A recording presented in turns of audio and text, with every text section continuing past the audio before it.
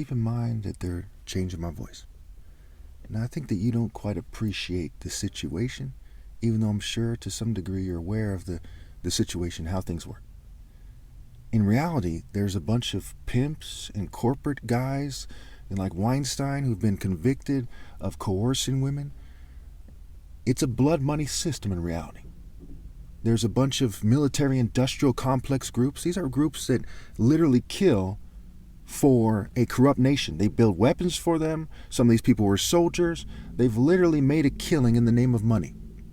The system isn't some benevolent system where everyone works for God or something. People, when they make money, whether or not you want to admit it or not, they work for the devil. Okay? They work, and if you don't believe in the devil, they work for the principles of evil. Is it evil to cause everyone harm just to try to save your own life without trying to be morally precise? Yes, it is. I know you're going to defend yourself and your philosophy, okay, in terms of, defend yourself in terms of your argument, okay, and your life decisions, but you're wrong. You and the masses of people are wrong. That's why there's a 50% divorce rate. And of the 50% of people who don't get divorced, how many of them are stuck in a marriage that they don't want to be in? Because they make bad judgment calls. And looking for financial stability is one of them. When we look at the Bible, right? Again, I'm not trying to make you a Christian in this video or something, but it's a story with a sound moral. The moral is Christ was better off dying for what's right than living for what's wrong. He's better off claiming his identity and saying, hey, that's who I am. And there's people who don't like it. There's people who want to beat me and abuse me. Okay, but I'm going to stand for what's right and I'm going to die for what's right. So you've taken the side of the argument of Herod and the Romans because you believe that people should get money and then they should then leverage that money, guys at least, to get an attractive female or a female that they want one way or another. That's wrong. I'm not trying to yell at you here. I actually just got yelled at by people who were trying to enforce the rape cult system. Okay, the organized rape by deception, because, to make a long story short, a lot of people harass me a whole lot. I have thousands of videos I've made for about 15 years. They have no viable counter-argument. They've admitted that I'm right and that they're harassing me because they want me to feed into they want me to kind of give females a false sense of confidence so that they get tricked into bed, and they want to, me to make it so people look up to them and stuff like this. And so I just got yelled at, but this video is important, and why, I'm still in a kind of a mood to kind of respond to this in the video. I wanted to make this video, so I apologize for my tone. But anyway, it's important that you understand that it's an evil world.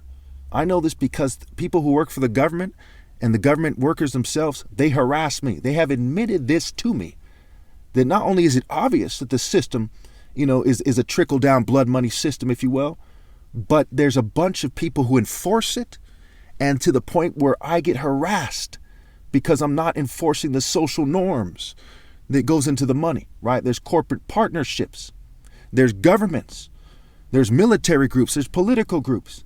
And these groups network and help each other get money, and every last one of them is corrupt. All the churches are corrupt. The mosques, the synagogues, no offense to those groups, okay? But this is the reality of the situation.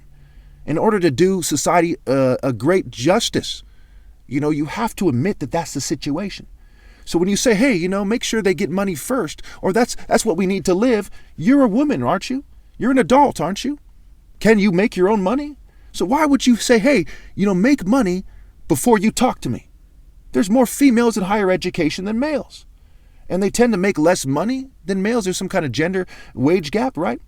Because the system is pure evil. Women get coerced in the workplace because the system is pure evil.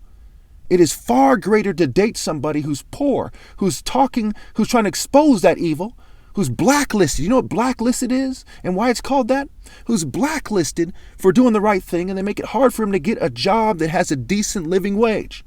You think that person should be thrown under the bus so you can make a compromise with mass rapists, mass murdering, mass drugging people. And again, I'm not trying to insult you here. I'm trying to help you realize your mistake. And I do not believe that you're going to correct your mistake to the point where you concede your point and help me make my arguments. I do not believe that you're going to do that. I've been talking to people for years and years, thousands and thousands, hundreds of thousands of people, And I'm good at reading people, and that's what I get from your image, your movement, the way you move, the way you think in terms of, what I've observed so far in the comments. Though you could be lying about who you are, but I get that feeling, I get that kind of impression. I notice those, I see the patterns. So again, the core argument being made here, in case you're confused, is it's a trickle down blood money system. Okay? It is not moral or good or just to tell people to conform to an evil world to the point where they make a living wage when only evil people make a living wage unharassed. And then, throw the righteous under the bus.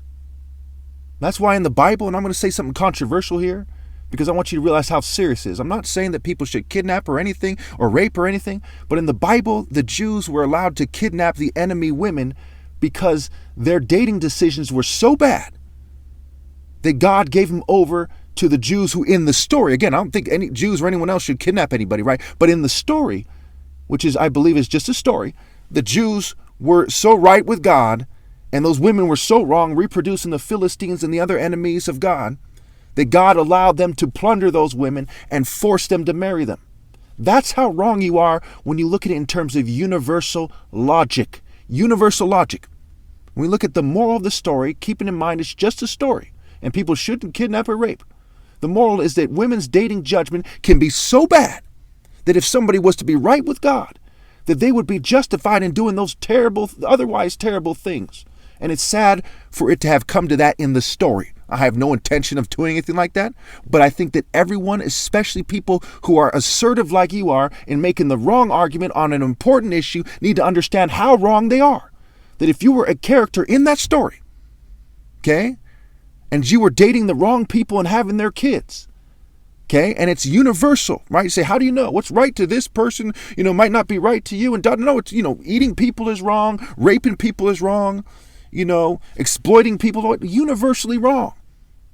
People who conform to an evil world and argue that that's better than being a moral martyr, that's wrong. And when you reproduce with them, you're reproducing what is wrong.